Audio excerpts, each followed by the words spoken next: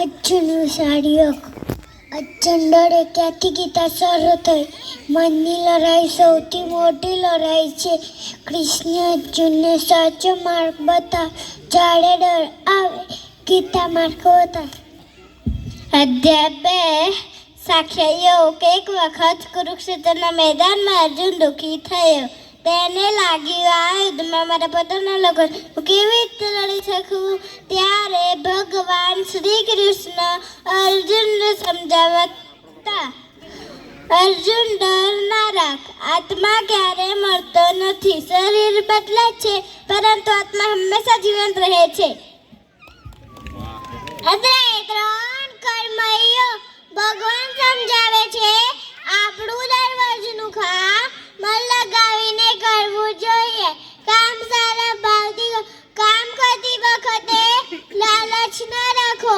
કામ ભગવાનને અર્પણ કરીને કર. ફળની ચિંતા કર્યા વિના કામ કરશો તો મન શાંત રહેશે, તમે ખુશ રહેશો. અધ્યાય 4. જ્ઞાન કર્મ સંન્યાસ યોગ.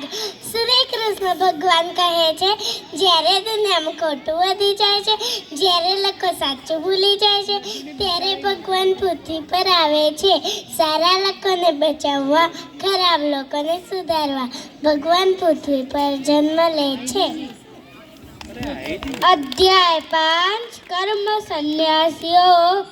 ભગવાન કહે છે સાચો સંન્યાસ એટલે ગુસ્સો છોડવો, લાલચ છોડવી, ખોટા વિચારો છોડવા. ભગવાન કહે છે કે જે માણસ કામ કરે છે પણ દિલથી કોઈ અપેક્ષા રાખતો નથી એ જ સાચો સંન્યાસી છે. અધ્યાય 6. જ્ઞાન યોગ.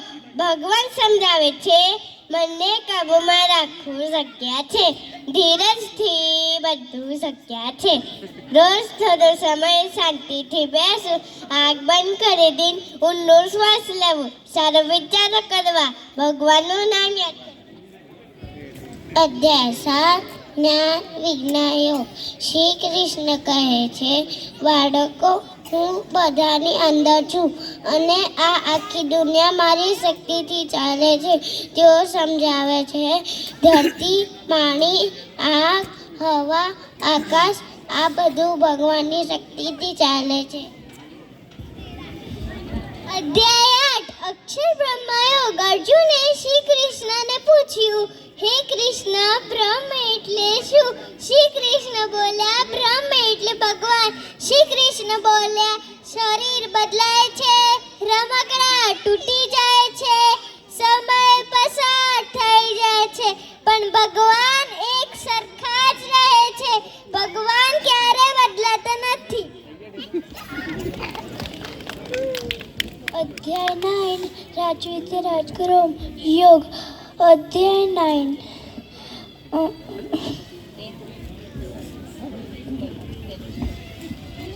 અધ્યાય 10. વિભૂતિઓ.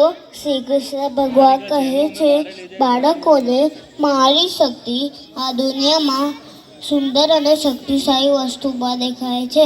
ફૂલોમાં હું સુગંધ છું, પ્રકાશમાં હું સૂર્ય છું, તારાઓમાં ચંદ્ર છું, પ્રાણીઓ.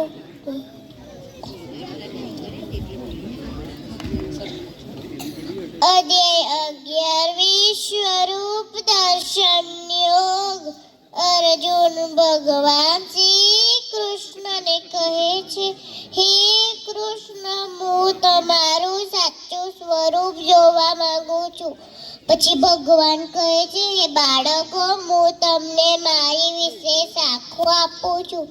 પછી અર્જુને એક અદ્ભુત દ્રશ્ય જોયું. ભગવાનનું વિશ્વરૂપ, હજારો આંખો, હજારો હાથ, આખું આકાશ, ધરતી અને તારાઓ ભગવાનના હાથ છે. સૂર્ય, ચંદ્ર, આગ, સમુદ્ર બધું ભગવાનના હાથ છે.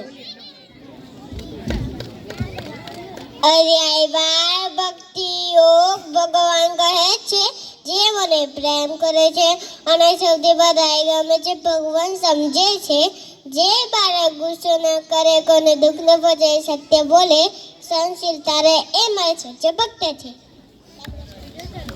અધ્યાય 13 ક્ષેત્રજ્ઞ શ્રી કૃષ્ણ બાળકોને કહે છે કે આ શરીર એક ખેતર જેવું પાણી મળે, બીજ મળે, ધૂપ મળે, એમાં શરીરમાં વિચારો, કામ અને ભાવનાઓ ઉગે.